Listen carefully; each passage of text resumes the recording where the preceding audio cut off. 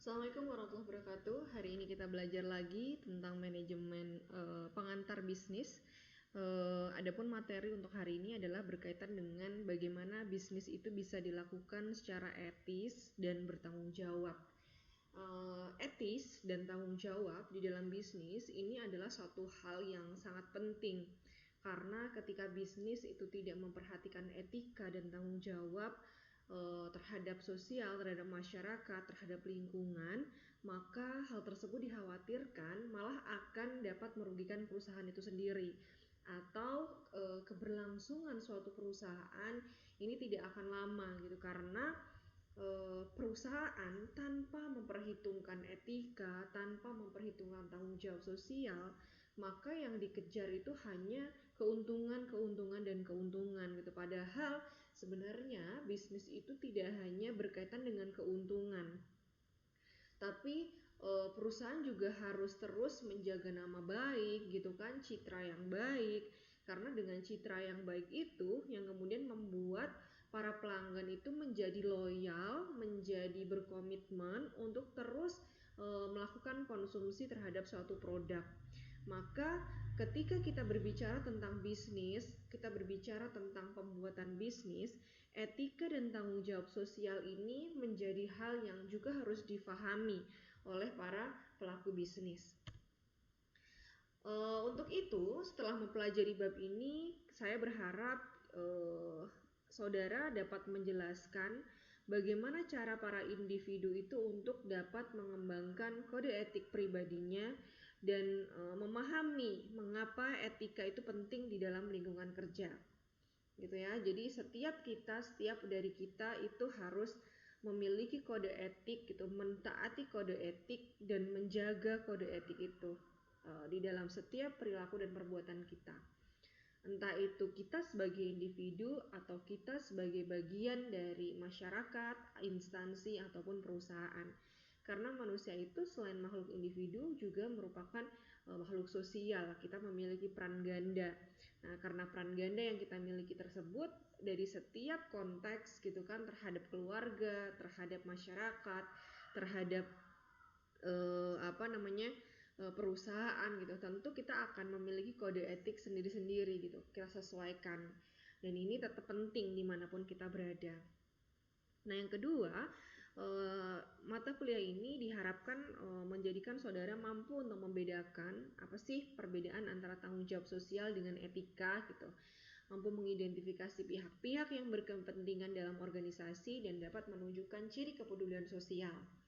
Lalu yang ketiga, mampu memperlihatkan penerapan konsep tanggung jawab sosial pada masalah-masalah lingkungan dan pada hubungan perusahaan dengan para konsumen, karyawan, dan investor. Yang keempat, mampu mengidentifikasi 4 pendekatan umum tanggung jawab sosial dan menjelaskan 4 tahap yang harus diambil perusahaan untuk bisa mengimplementasikan program tanggung jawab sosial atau seringkali disebut sebagai CSR, Corporate Social Responsibility. Dan yang kelima adalah untuk bisa menjelaskan pengaruh masalah-masalah tanggung jawab sosial dan etika terhadap bisnis yang berskala kecil. Karena etika dan tanggung jawab sosial ini tidak hanya dibebankan pada perusahaan-perusahaan yang besar, tapi perusahaan kecil, UMKM, dan lain sebagainya itu juga harus menjaga etika ketika mereka berdagang, ketika mereka berbisnis gitu. Mereka juga diharapkan memiliki tanggung jawab sosial gitu terhadap produk yang mereka jual. Nah, yang pertama gitu, kita harus pahami dulu konsep dan definisi dari etika. Etika itu apa? Etika ini berkaitan dengan suatu keyakinan tentang hal yang benar atau yang salah, sesuatu hal yang baik dan sesuatu hal yang buruk gitu. Jadi itu yang kita sebut sebagai etika. Keyakinan kita di dalam hati tentang hal-hal yang benar dan hal-hal yang salah, hal-hal yang dianggap buruk gitu, dan hal-hal yang dianggap baik. Membantu orang lain itu kebaikan, mencuri itu berarti keburukan, mencela orang itu merupakan perbuatan yang tidak etis, membuli orang itu perbuatan yang tidak etis gitu kan. Jadi kita sudah memiliki keyakinan di dalam diri kita sudah memiliki suatu parameter tentang hal-hal yang buruk dan hal-hal yang baik. Nah, ketika kita sudah memiliki keyakinan itu, gitu, keyakinan itu disebut sebagai etika. Jadi kita sudah bisa memilah dan memilih. Sedangkan kalau kita bicara tentang perilaku etis ini merupakan suatu perilaku yang sesuai dengan keyakinan individu dan norma sosial tentang suatu tindakan yang benar dan yang baik. Jadi kalau perilaku etis ini sifatnya sudah perilaku. Jadi kita berperilaku sesuai dengan keyakinan kita, sesuai dengan apa yang kita yakini sebagai kebenaran. Itu disebut sebagai perilaku etis. Kalau tadi saya bilang saya berkeyakinan gitu ya, masih dalam bentuk persepsi nih, membantu orang lain itu baik. Tapi ketika kita sudah melakukan tindakan untuk membantu orang lain, maka itu disebut sebagai kita sudah melakukan perilaku yang etis. Memberikan dukungan, memberikan apresiasi terhadap keberhasilan orang lain yang sudah terlaksana di dalam tingkah laku maupun perbuatan kita, maka itu disebut sebagai perilaku etis. Sedangkan kebalikannya, kalau kita bicara tentang perilaku tidak etis, itu berarti perilaku yang menurut keyakinan individu ataupun norma sosial itu adalah segala sesuatu yang salah dan yang buruk.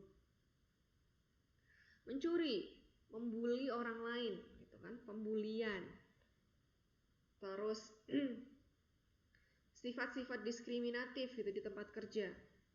Atau ketika melakukan bisnis menghalalkan segala cara, menggunakan pengawet yang atau boraks yang sangat banyak gitu misalnya ya, biar awet bahan makanannya. Tapi di sisi lain, perilaku yang dilakukan itu dia merugikan kesehatan orang lain.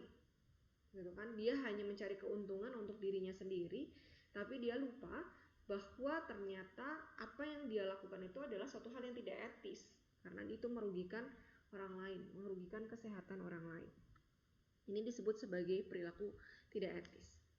Nah, etika ini tidak hanya berhenti pada kegiatan individu atau berhenti pada keyakinan suatu individu. Gitu. Makanya tadi saya bilang, konsep etika ini harus kita terapkan sesuai dengan konteksnya masing-masing. Karena manusia itu selain sebagai makhluk individu, dia juga makhluk sosial. Setiap orang itu pasti memiliki peran ganda di dalam kehidupan. Contohnya saya gitu ya, saya sebagai istri, saya juga sebagai dosen, saya sebagai bagian dari masyarakat gitu kan.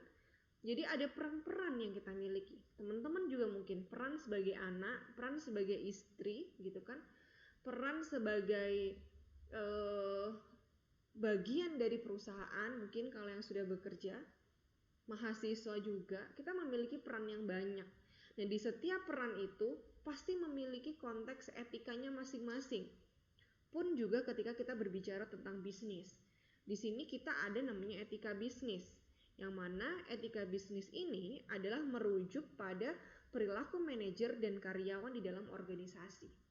Jadi suatu etika yang mana ini mengikat perilaku manajer dan para karyawan yang ada di dalam organisasi.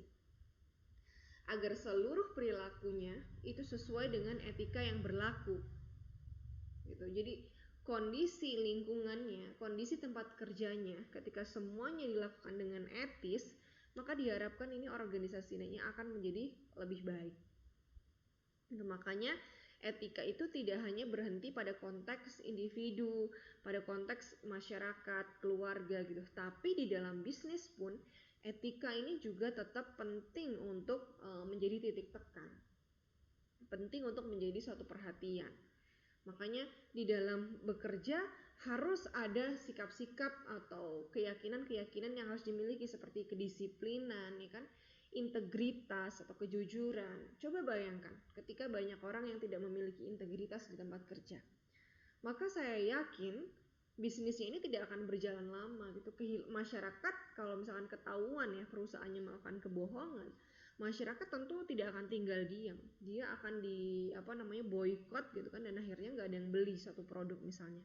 Tentu ini akan menjadi satu hal yang merugikan ketika bisnis itu tidak dijalankan sesuai dengan etika. Baru-baru ini kalau kita lihat gitu ya, ini tidak hanya berkaitan dengan bisnis tapi etika di dalam organisasi. Ada kasus korupsi yang dilakukan oleh menteri gitu kan, padahal kondisinya saat ini sedang kita dilanda wabah dan beliau melakukan korupsi bansos, bantuan sosial. Tentu sikap yang seperti itu adalah sikap yang tidak etis gitu. Dalam kondisi yang butuh masyarakat, tapi malah dana yang diberikan oleh pemerintah ini sebagiannya itu di korupsi. Apa yang terjadi kemudian? Maka saya yakin masyarakat ini akan kehilangan kepercayaan terhadap kementerian tersebut. Dalam bisnis juga sama. Ketika yang kita terlalu titik tekankan itu adalah keuntungan diri kita pribadi, maka yang ada itu sikap yang terlalu menghalalkan segala cara.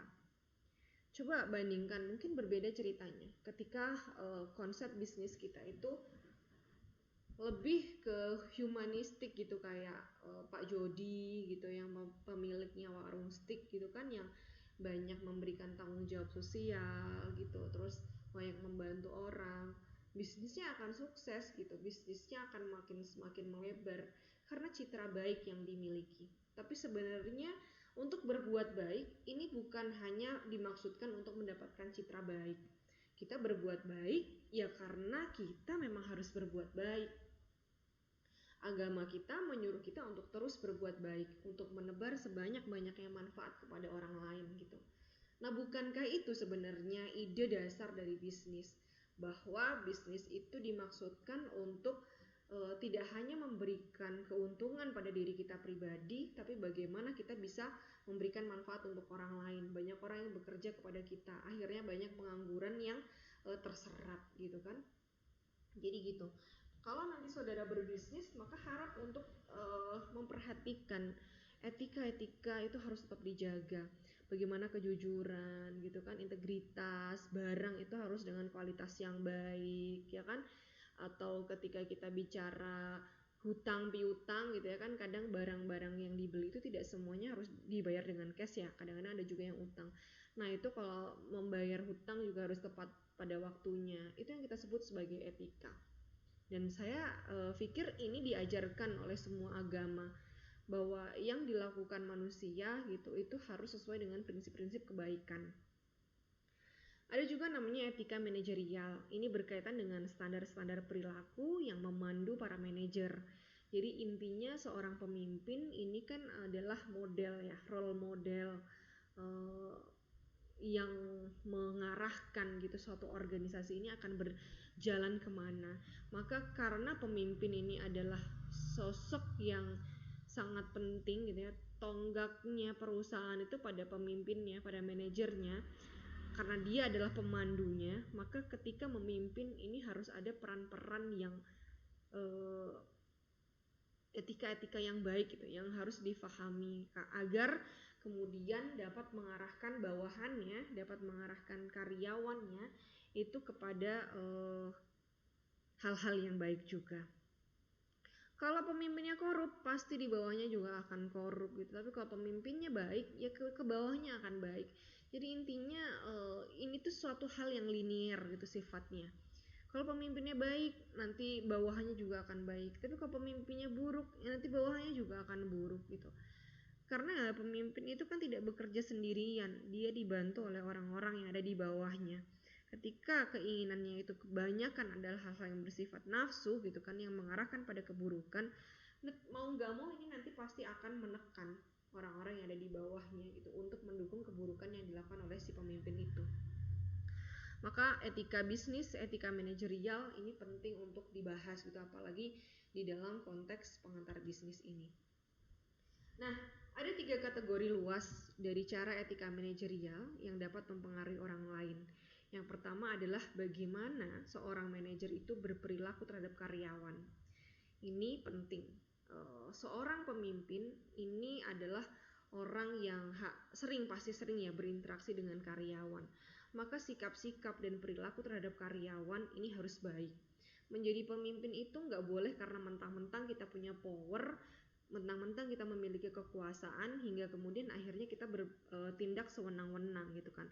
Tindakan yang sewenang-wenang tentu ini tidak berkaitan dengan etika manajerial ya, kesewenang-wenangan gitu. Mentang-mentang jadi bos gitu kan, tugas PR anaknya juga disuruh ngerjain karyawannya gitu misalnya. Padahal kan kalau kita bicara konteks pekerjaan ini sangat tidak berhubungan gitu. Tapi ada yang seperti itu gitu. Atau misalnya bawahannya disuruh-suruh mulu untuk beli ABCD gitu. Mending kalau pakai duitnya sendiri, atau mungkin malah minta ditraktir. Ini kan malah semakin sewenang-wenang. Jadi kategorinya gitu, kalau kita bicara etika manajerial ya itu berkaitan dengan bagaimana perilaku dia terhadap bawahannya, terhadap karyawannya, lalu bagaimana dia terhadap organisasinya, tentang cara dia memimpin, cara dia mengarahkan organisasi, dan perilaku terhadap agen ekonomi lainnya. Kalau agen ekonomi yang lain ini biasanya berkaitan dengan stakeholder atau orang-orang yang terlibat gitu atau mendukung perusahaan. Ya siapa? Misalnya kalau kita bicara dalam konteks perusahaan, ya bisa regulator gitu kan, pemerintah, atau bisa investor yang memberikan dana dan lain sebagainya. Ini tetap harus kita menjadi bagian dari etika manajerial, karena seorang manajer ini dia berhubungan dengan berbagai macam pihak, karyawannya gitu kan, sistem di dalam organisasinya, maupun orang lain yang ada di luar organisasi. Sehingga di dalam dia adalah model bagi karyawannya, tapi di luar dia itu sebenarnya adalah cerminan dari perusahaannya. Ketika dia itu baik gitu ya, maka orang-orang akan berpikir bahwa ini perusahaannya pasti baik karena manajernya ini baik luar biasa. Ya seperti itulah gitu kita ketika di luar. Dimanapun tempatnya kita itu adalah pasti akan membawa citra gitu. Kita akan memberikan citra apa? Itu menjadi pilihan kita. Kita mau memberikan citra yang baik dengan etika-etika yang baik, atau citra yang buruk gitu dengan perilaku-perilaku yang buruk lainnya. Itu berkaitan dengan etika manajerial. Nah, model penerapan penilaian etis terhadap situasi bisnis ini merekomendasikan 3 hal. Yang pertama adalah pengumpulan informasi faktual yang relevan, kemudian adanya peninjauan fakta untuk menentukan nilai-nilai moral yang paling sesuai.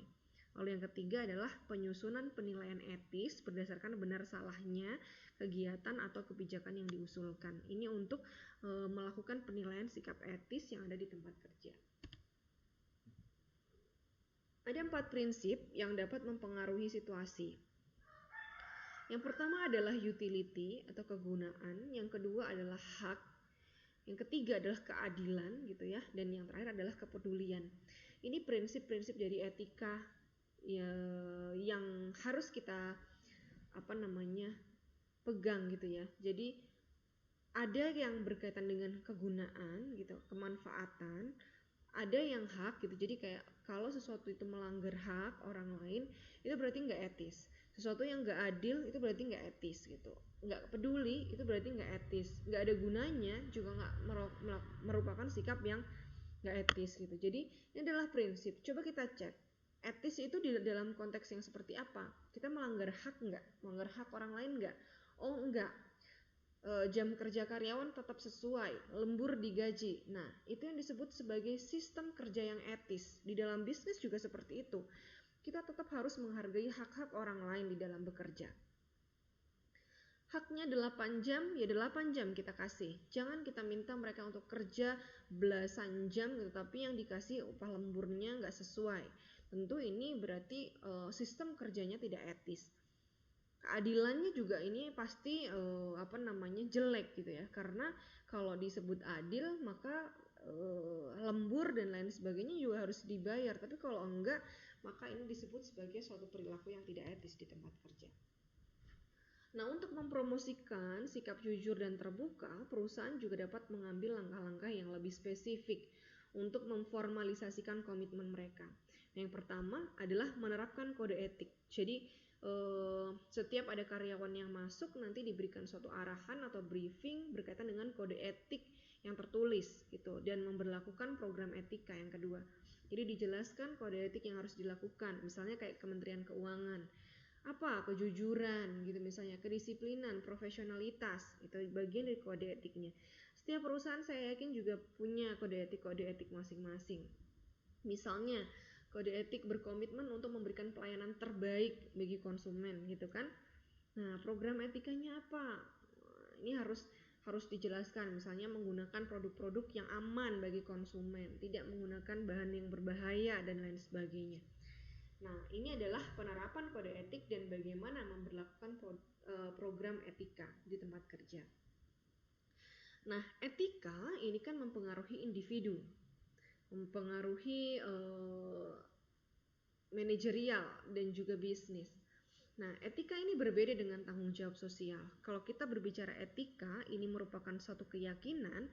Tanggung jawab sosial ini merujuk pada upaya perusahaan dalam menyeimbangkan komitmennya kepada pihak-pihak yang berkepentingan. Contohnya adalah kelompok, individu, organisasi yang secara langsung dipengaruhi oleh praktek organisasi itu. Dan oleh karenanya dipengaruhi kinerja perusahaan. Banyak perusahaan hanya berfokus pada 5 kelompok utama. Biasanya tanggung jawab sosial itu kepada pelanggan, kepada karyawan, kepada investor, kepada pemasok, dan kepada masyarakat setempat. Biasanya kebanyakan fokusnya pada ini, dana CSR itu, Corporate Social Responsibility, kalau kita mau ngomongnya tanggung jawab sosial gitu. Nah, ketika menerapkan tanggung jawab sosial, perusahaan ini berhadapan dengan 4 bidang perhatian. Yang pertama adalah tanggung jawab terhadap lingkungan, gitu, tempat dia mendirikan usaha. Kemudian tanggung jawab terhadap pelanggan, tanggung jawab terhadap karyawan, dan tanggung jawab terhadap investor. Ini biasanya 4 bidang yang menjadi perhatian suatu perusahaan. Tanggung jawab terhadap lingkungan. Salah satu tantangan terbesar di dalam bisnis kontemporer adalah bagaimana perusahaan dapat mengendalikan polusi. Nah, ketika bisnis ini berlangsung, kegiatan operasi ini berjalan, pasti ada sisa atau residu dari hasil praktek atau hasil produksi suatu barang atau jasa yang ada di dalam suatu perusahaan. Nah, hal yang biasanya menjadi sorotan kalau kita berbicara tentang aspek lingkungan itu adalah polusi. Entah itu polusi udara, entah itu polusi air gitu ya. Terus kemudian polusi suara yang menyebabkan kebisingan dan lain-lain gitu. Nah, makanya suatu perusahaan ketika dia beroperasi di dalam suatu wilayah tertentu, dia memiliki tanggung jawab untuk bisa memberikan kesejahteraan kepada orang-orang yang ada di sekitar situ. Sebenarnya nggak cuman itu gitu. Contohnya kayak Aqua. Kalau kita bicara Aqua itu kan perusahaan air minum ya. Tapi tanggung jawabnya terhadap lingkungan, CSR yang dilakukan, dia sampai ke daerah-daerah yang lain. Misalnya daerah-daerah yang kekeringan gitu, dikasih bantuan air. Itu bagian dari contoh tanggung jawab sosial terhadap lingkungan, terhadap masyarakat. Tapi kalau terhadap lingkungan, ya memastikan bahwa limbah yang dikeluarkan oleh perusahaan itu sudah netral gitu posisinya, tidak mengandung racun sama sekali. Itu baik. Saya pernah datang ke salah satu perusahaan di Semarang, Sido Muncul, saya sebut saja. Kalau dilihat dari aspek tanggung jawab sosial terhadap lingkungan, mereka tuh sangat baik. Limbahnya itu benar-benar diolah sehingga aman untuk lingkungan. Bahkan hasil limbahnya itu ditunjukkan kepada kami pada waktu itu hasil limbahnya itu malah bisa dipakai untuk beternak ikan gitu. Berarti mereka itu ingin menunjukkan limbah kita itu adalah limbah yang aman. Buktinya dari hasil limbah jamu itu ketika sudah selesai terus dipakai untuk beternak ikan, ikannya tetap hidup gitu. Kalau ini mengandung racun, tentu ikannya ini akan mati. Nah, itu yang diinginkan oleh orang-orang yang ada di sekitar perusahaan. Jadi adanya bisnis itu tidak mengganggu keberlangsungan hidup orang lain. Gitu ya. Limbahnya tidak berbahaya. Polusi udaranya sudah tidak berbahaya. Karena polusi udara ini, kalau kita bicara tentang polusi udara, yang dirugikan itu bukan hanya masyarakat sekitar, tapi seluruh warga dunia. Karena perubahan iklim saat ini gitu, kita berbicara tentang climate change, perubahan iklim, ini semua terjadi karena dampak revolusi industri, yang mana sedikit kesadaran para pengusaha untuk benar-benar mampu mengolah hasil atau sisa residu dari produksinya, produksi barang dan jasanya. Jadi ini harus digalakkan kepada siapapun yang mau berwirausaha. Berwirausaha itu boleh, tapi kita tetap harus menjaga kelangsungan hidup orang-orang yang ada di sekitar kita, planet kita. Kita harus cinta terhadap planet kita. Karena tempat tinggal satu-satunya itu ya hanya di bumi, gak ada tempat lain untuk mengungsi gitu ketika bumi itu sudah rusak.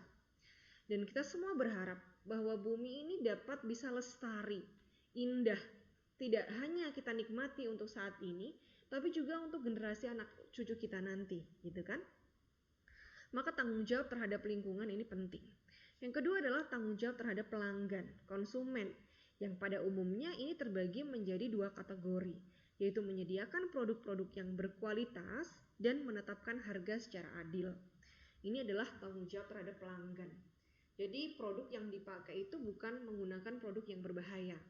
Misalnya, banyak warga Indonesia, apalagi perempuan, yang dia sangat terobsesi untuk mempunyai kulit yang putih karena tontonannya Korea, ya kan? Orang Korea kulitnya putih-putih, ya padahal yang harus kita sadari adalah kita itu beda ras sama mereka gitu. Mereka itu mongoloid, sedangkan kita bukan gitu. Kita bukan ras mongoloid. Atau kalau kita mau kayak rasnya orang mana tuh, barat gitu yang kulit putih, ya nggak bisa juga. Tapi kalau kita disuruh hitam banget kayak orang Afrika, ya nggak bisa gitu. Karena memang setiap orang itu sudah diciptakan oleh Tuhan dalam bentuk terbaik gitu, dalam sebaik-baik bentuk. Ya kulitnya orang Indonesia seputih-putihnya nggak akan bisa kita kayak putih banget kayak orang Korea gitu, atau seputih banget kayak orang Barat gitu, Eropa, nggak bisa gitu, karena memang kita gennya nggak ada gen yang kayak gitu. Tapi kalau orang-orang memanfaatkan keinginan para wanita itu untuk bisa menjadi putih banget, terus menggunakan produk-produk yang berbahaya untuk kulit, hydroquinone misalnya, tentu ini akan berbahaya karena dampak hydroquinone bagi kulit ini tidak hanya untuk wajah dampaknya, tapi bisa untuk hati, untuk ginjal gitu kan, bahkan bisa membahayakan kesehatan, menyebabkan kanker dan lain-lain gitu.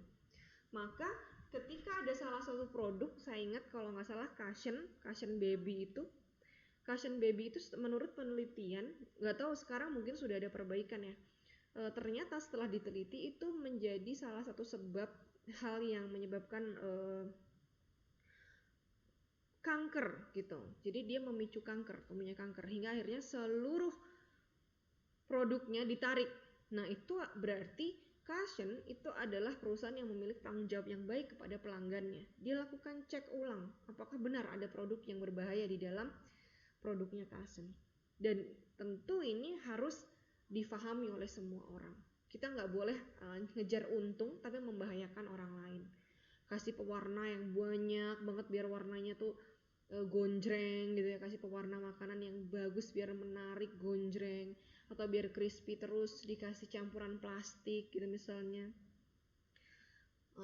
atau karena bahan-bahan baku mahal terus dicampur dengan bahan yang kadaluarsa. Tentu kalau kita melakukan hal yang seperti ini merugikan pelanggan. Dan percayalah, ketika kita sekali saja merugikan pelanggan itu nggak akan balik ke kita. Karena di dalam riset penelitian itu dikatakan bahwa ketika pelanggan itu dirugikan oleh perusahaan kita, dia nggak akan balik dan dia akan menceritakan kepada 10 orang lainnya bahkan lebih. Tapi pelanggan itu kalau dia puas, dia hanya menceritakan ke 5 orang. Tapi kalau rugi itu diceritakan ke banyak-banyak orang.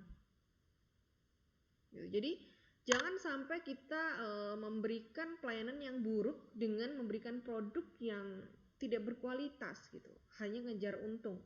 Ini nanti akan menjadi bumerang gitu untuk diri kita sendiri. Dan kita harus menerapkan harga itu secara adil. Nggak boleh kayak kondisi pandemi pada saat awal-awal kemarin. Udah tahu lagi pandemi, terus kondisi ekonomi lagi susah, kita butuh perlindungan untuk saluran pernafasan kita, tapi kemudian masker ditimbun ketika dijual dengan harga yang sangat tinggi. Ini juga merupakan sikap yang tidak etis dan melanggar tanggung jawab sosial terhadap pelanggan. Karena dia sudah memberikan harga yang sangat tidak wajar terhadap pelanggan. Padahal kondisinya adalah kita lagi pada butuh. Semua orang ini berpotensi untuk menghadapi resiko sakit. Yang mana COVID itu masih belum ada obatnya. Gitu. Maka ini tanggung jawab sosial ini harus menjadi hal yang terhadap pelanggan, terhadap lingkungan harus kita perhatikan. Nah, hak konsumen itu seperti apa? Yang pertama, konsumen ini memiliki hak atas produk yang aman. Konsumen memiliki hak untuk mengetahui seluruh aspek yang berkaitan dengan suatu produk. Makanya ada ingredient itu harus dicantumkan. Sekarang udah bagus karena kita ada BPOM, ya kan?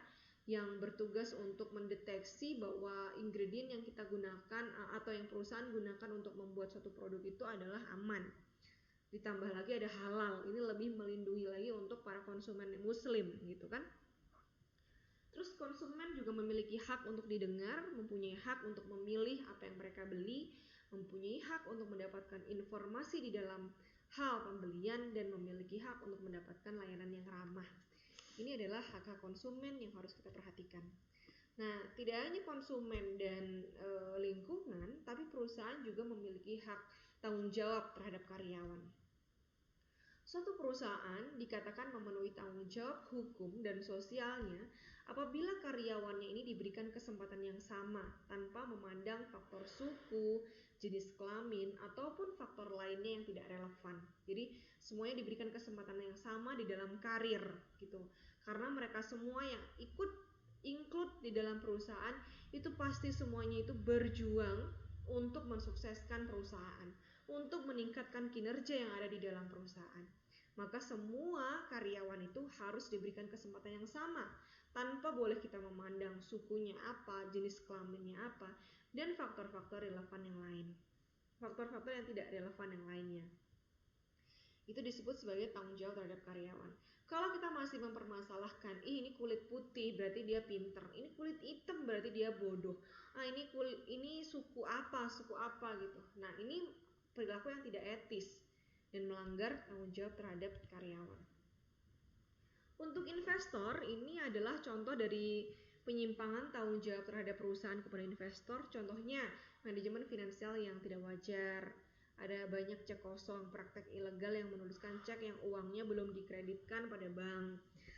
Insider trading, menggunakan informasi perusahaan untuk mendapatkan keuntungan pribadi gitu. Ini adalah hal-hal yang berbahaya atau melakukan penyimpangan terhadap laporan keuangan. Jadi membuat satu laporan keuangan palsu. Ini berarti melanggar etika gitu terhadap investor. Berarti tidak memiliki tanggung jawab yang baik. Nah, bisnis ini dapat mengambil 1 dari 4 sikap yang menyangkut dengan kewajiban sosialnya terhadap masyarakat. Ada obstruktif, defensif, akomodatif, dan proaktif. Ini pendekatan-pendekatan yang bisa diambil untuk tanggung jawab sosial. Obstruktif ini berkaitan dengan pendekatan terhadap tanggung jawab sosial yang melibatkan tindakan seminimal mungkin dan mungkin melibatkan usaha-usaha menolak atau menutupi pelanggaran yang dilakukan. Sedangkan defensif itu pendekatan tanggung jawab sosial yang ditandai dengan perusahaan hanya memenuhi persyaratan hukum secara minimum atas komitmennya terhadap kelompok dan individu dalam lingkungan sosialnya. Ini dari definisi dari akomodatif dan proaktif, nanti bisa dipelajari. Nah, sebuah model mengemukakan pendekatan 4 langkah untuk mendorong rasa tanggung jawab sosial di seluruh perusahaan. Yang pertama, tanggung jawab sosial harus mulai pada puncak. Jadi istilahnya pemimpin. Jadi dimulai dari pemimpinnya dan dalam perencanaan strategis ini sudah harus diatur. Kedua, para manajer puncak harus mengembangkan rencana yang rinci, yang merinci tingkat dukungan manajemen. Terus seorang eksekutif harus diberikan tugas di dalam agenda-agenda yang berkaitan dengan tanggung jawab sosial. Nah, organisasi juga harus sekali melaksanakan audit sosial. Jadi dicek kita tuh sebenarnya tanggung jawab sosialnya udah benar-benar sesuai sasaran apa belum sih gitu. Dan saya yakin semuanya itu sudah melakukan uh, saya yakin banyak perusahaan yang sudah melakukan tanggung jawab sosial ini. Ada yang bentuknya macam-macam. Misalnya Jarum, mereka memberikan beasiswa pendidikan, itu bagian dari tanggung jawab sosial. Aqua tadi saya sebutkan, mereka memberikan bantuan air bersih. Pepsodent gitu kan, membantu untuk pemeriksaan gigi, itu disebut dari contoh-contoh tanggung jawab sosial. PLN misalnya sering memberikan bantuan kepada orang-orang yang ada di sekitar perusahaannya, entah itu bingkisan sembako, bantuan kesehatan dan lain sebagainya, pemeriksaan kesehatan gratis gitu. Itu contoh-contoh dari tanggung jawab sosial yang dilakukan oleh perusahaan. Telkomsel gitu misalnya, ini ada lagi yang lain gitu. Jadi kebanyakan perusahaan itu pasti akan melakukan corporate social responsibility. Karena ini manfaatnya sangat besar. Tidak hanya untuk kelangsungan bisnis tapi juga citra baik. Meskipun saya garis bawahi lagi ya, kita berbuat baik itu bukan karena agar mendapatkan citra baik, tapi kita berbuat baik, berperilaku etis itu karena memang kita manusia harus berperilaku etis. Jadi berperilaku etis itu adalah suatu keharusan, bukan karena citra dan lain sebagainya. Nah, bagi para pelaku bisnis kecil, isu etika adalah persoalan tentang etika individu. Tetapi dalam pertanyaan tentang tanggung jawab sosial, mereka harus menanyakan pada diri sendiri, apakah mereka dapat menghasilkan suatu agenda sosial gitu. Jadi kalau etika pada bisnis dalam lingkup kecil, ini yang mungkin bisa dilakukan itu hanya etika individu ketika dia melakukan jual beli. Tapi untuk tanggung jawab sosial ini kan biasanya membutuhkan dana yang besar. Kalau sudah mampu ya silahkan, tapi kalau misalkan belum mampu ya minimalnya dia tetap bisa menjaga etika di dalam berbisnis. Itu kira-kira yang bisa saya sampaikan untuk materi berkaitan dengan etika dan tanggung jawab sosial. Semoga bermanfaat, semoga kita bisa memahami bahwa dimanapun kita berada, kita harus memegang prinsip-prinsip yang etis gitu. Hal-hal yang etis. Dan juga alangkah lebih baiknya lagi ketika kita sudah bisa melakukan aksi nyata dengan memberikan program-program tanggung jawab sosial ketika kita sudah memiliki usaha nanti. Semoga bermanfaat. Mohon maaf apabila ada kesalahan. Wassalamualaikum warahmatullahi wabarakatuh.